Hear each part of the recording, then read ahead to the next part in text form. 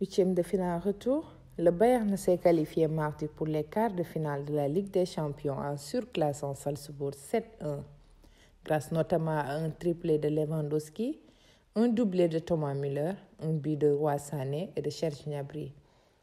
Liverpool perd, mais passe en quart de finale.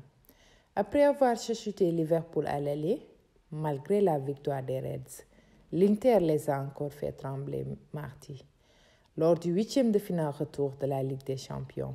Mais l'expulsion d'Alexis Sanchez à la 63e minute a sans doute été le tournant du match. Place à l'autre huitième de finale. Ce mardi après-midi, le Paris Saint-Germain s'est entraîné sur la pelouse du Santiago Bernabéu après son arrivée à Madrid. Mbappé était bien présent sur la pelouse du stade. On a parlé, il va bien, a expliqué Mauricio Pochettino mardi après-midi en conférence de presse de veille de match, sans assurer que le champion du monde pourrait tenir sa place. Quand il a reçu le coup, il a crié de douleur.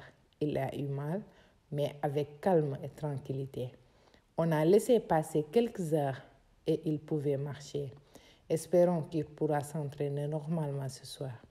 Si le Paris Saint-Germain laisse planer le doute depuis lundi après-midi, Kylian Mbappé s'est bien rendu à Madrid avec le groupe parisien et était également présent sur la pelouse de Bernabéu à l'entraînement ce mardi soir.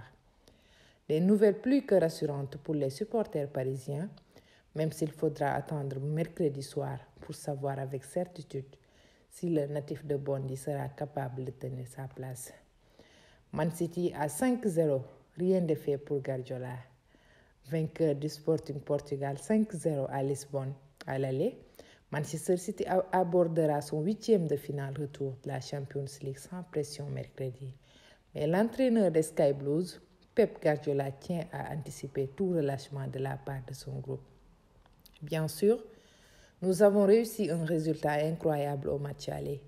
Nous avons gagné 5-0, mais rien n'est encore fait. Le football est imprévisible, a plaidé en conférence de presse avant de donner de bonnes raisons pour rester vigilant.